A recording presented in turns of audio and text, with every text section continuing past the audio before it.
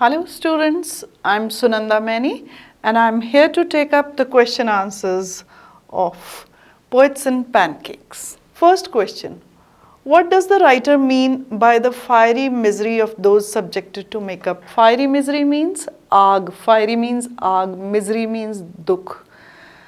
जो लोग मेकअप करवाने बैठते थे उनकी कंडीशन या उनकी दिल की हालत एक ऐसे क्यों होती थी कि वो फायरी मिजरी में आग के गोले में जल रहे हैं, क्यों ऐसा उन्हें लगता था?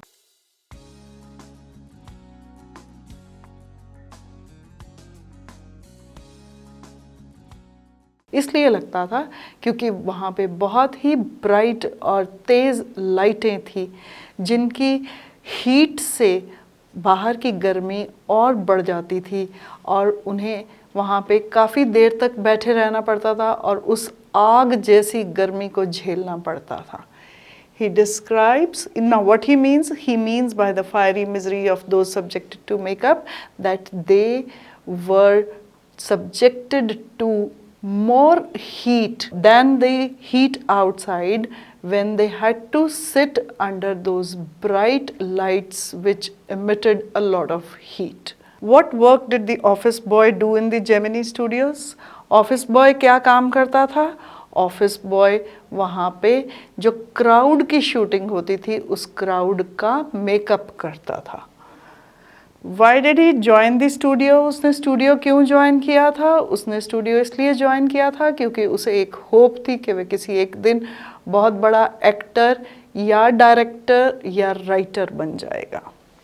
Why was he disappointed? वो disappoint क्यों हुआ यानी कि वो अपने मायूस क्यों हुआ? वो मायूस इसलिए हुआ क्योंकि उसे ऐसा काम दे दिया गया था जो कोई भी कर सकता था और उसे ऐसा लगता था कि वो बहुत टैलेंटेड है और बहुत बड़ा एक्टर बन सकता है जिसका उसे कभी चांस ही नहीं मिला. So the office boy used to paint the faces of the crowd whenever there was an outdoor shooting. Why did he join the studio? He joined the studio in the hope of becoming an actor, a director, or a big writer. Why was he disappointed? He was disappointed because he never got the opportunity of acting in films or directing the films. Now, why did the author appear to be doing nothing at the studios? ऐसा क्यों लगता था लोगों को कि जो author है अशोक मित्रन है वो कुछ नहीं कर रहा?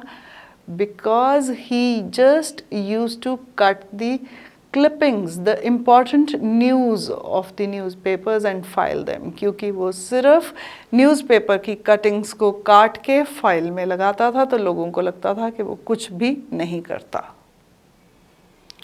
Why was the office boy frustrated? Who did he show his anger on? Office boy frustrate क्यों हुआ था और वो अपना गुस्सा किस पे दिखाता था? The office boy got frustrated because he thought himself to be a talented actor. Though he never got a chance to act in the films and he remained a makeup boy only. He showed his anger on Subbu, Kothamangalam Subbu all the time. So वो office boy frustrate इसलिए हुआ क्योंकि उसे ना तो acting का chance मिला, ना फिल्म डायरेक्टिंग का, ना ही कहानी लिखने का और वो अपना सारा गुस्सा सुब्बू पे दिखाता था. Why was the legal advisor referred to as the opposite by others? Legal advisor यानी कि जो कानूनी सलाहकार था उसे उसका ऑपोजिट क्यों माना जाता था? इसलिए माना जाता था क्योंकि वो कभी भी किसी को अच्छी सलाह नहीं देता था, किसी का भला करने वाली बात नहीं करता था. वो जब भी करता था वो हमेशा दूसरे का नुकसान करता था. जैसे कि उसने उस एक्ट्रेस का करियर रिकॉर्डिंग करने के उसकी आवाज़ रिकॉर्ड करके ख़त्म ही कर दिया.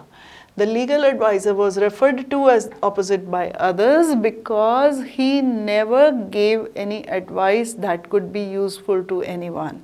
And one instance of that is that he finished a bright career of a young girl by recording her voice when she spoke against the producer. What made the lawyer stand out from the others at Gemini Studios? यानी कि उस वकील का क्या अलग दिखता था Gemini Studios पे? उसका ये अलग दिखता था कि वो अपने आप को कभी भी उन पोइट्स में या कहानी लेखकों में शामिल नहीं करता था, और अलग से वो उसका तरीका था अपने आप को ड्रेसअप करने का। वो पैंट कोट और टाई पहनता था और बाकियों की तरह खादी के कुर्ते और खादी धोती नहीं पहनता था। So the thing that made the lawyer stand out from others at Gemini Studios was that he never used to mix around with the story writers of that department, and he wore different clothes. He used to dress up in a coat pant and a tie, whereas the others were always dressed in Gandhi or Khadi kurta or dhoti.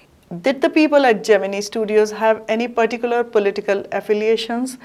Gemini Studios पे लोग जो थे, क्या उनकी किसी particular political party के साथ था उनका? नहीं, ऐसा नहीं था। उनकी कोई पर्टिकुलर एफिलिएशंस नहीं थी, बट वो इन जनरल कांग्रेस के व्यूज़ को सपोर्ट करते थे और कम्युनिज्म से अपोज्ड थे। No, they did not have any particular political affiliations, but in general they supported the views of Congress party and were opposed to communism. Why was the Moral Rearmament Army welcomed at the studio? Moral Rearmament Army को क्यों welcome किया गया था? Moral rearmament army को इसलिए welcome किया गया था क्योंकि जो उन्होंने 2 प्लेज स्टेज करे थे वो भी कम्युनिज्म के व्यूज़ को काउंटर करने के लिए थे। Moral Rearmament Army was welcomed at the studio because the 2 plays that they staged in Tamil Nadu were a counter movement against communism. What caused the lack of communication between the Englishman and the people at Gemini Studios? वो क्यों, क्या gap था जो उन दोनों के बीच में था, इंग्लिश पोइट के बीच में और लोगों के बीच में? वो गैप था इंग्लिश लैंग्वेज का, क्योंकि वो सिर्फ इंग्लिश बोल पाता था और तमिलनाडु के लोग इंग्लिश नहीं समझ पाते थे, और उसका जो एक्सेंट था वो प्योरली इंग्लैंड वाला था जो कि लोगों को बिल्कुल समझ नहीं आता था। The lack of communication between the Englishman and the people at Gemini Studios was because of the English language.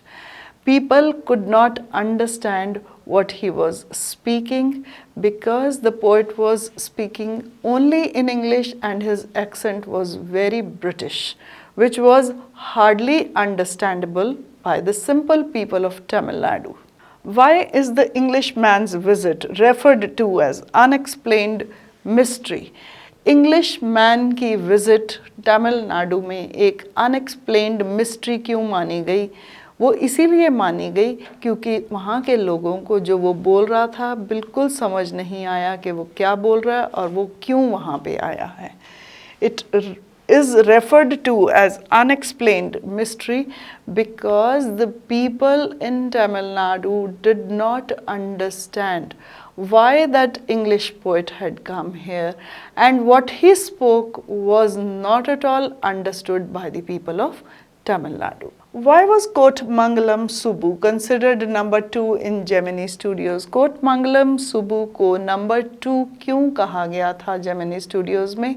उसे इसलिए कहा गया था क्योंकि वो बॉस के बहुत क्लोज था और उसके पास हर प्रॉब्लम का सल्यूशन होता था। हर सीन को इनेक्ट करने के लिए उसके पास बहुत से तरीके होते थे, और बॉस अगर किसी बात को रिजेक्ट कर देता था तो वो बुरा नहीं मानता था बल्कि 10 सल्यूशन और उसके दे देता था। इसीलिए, और उसमें और बहुत सी क्वालिटीज़ थी, वो स्टोरीज़ भी लिख लेता था, वो कवि भी था और वो बहुत बड़े दिल का इंसान था, इसलिए उसे नंबर 2 माना गया था। Kothamangalam Subbu was considered number 2 in the Gemini Studios because he was a very versatile kind of a person. He was very close to the founder, Mr. S.S. Vasan. He was a very fine actor and he could give solution to any problems. And he never felt bad if his solution was rejected. He would rather come up with 10 more such solutions. And the boss was confident that Subbu could handle any situation. How does the author describe the incongruity of the English poet addressing the audience at Gemini Studios? Incongruity means ना समझ आना. So वो कैसे उसको explain करता है कि उनको जहाँ पे लोग बैठे हुए थे तमिलनाडु में उन्हें इंग्लिश पोइट की बात समझ नहीं आई. अगेन इसका आंसर वही रहेगा कि उस इनकॉन्ग्रुइटी को एक्सप्लेन करने के लिए ऑथर ने कहा कि एक ही वजह थी कि पोइट ने इंग्लिश में बात करी और लोगों को इंग्लिश समझ नहीं आती थी. So the author describe the incongruity of English poet addressing the audience at Gemini Studios that he spoke in English and people sitting in that studio did not understand what he was speaking, and they thought that that studio was meant only to produce films for the simple people of Tamil Nadu, whereas he was a very learned poet from England and people did not understand why he was there and what he was speaking. And that's all about the question answers of this chapter. Generally you would be asked short questions. So I advise you to read the chapter thoroughly so that you can answer every question. इस chapter को अच्छे से पढ़ लेना. एक हर incident में से एक क्वेश्चन बन सकता है, हर डिपार्टमेंट का एक क्वेश्चन बन सकता है. को सुबू का कैरेक्टरिस्टिक पूछा जा सकता है, जैसे how was he number 2. So in questions को आप तभी अच्छे से आंसर कर पाओगे अगर आप चैप्टर को पढ़ोगे. And that's all about this chapter. Thank you, and I'll be back with my next video very soon.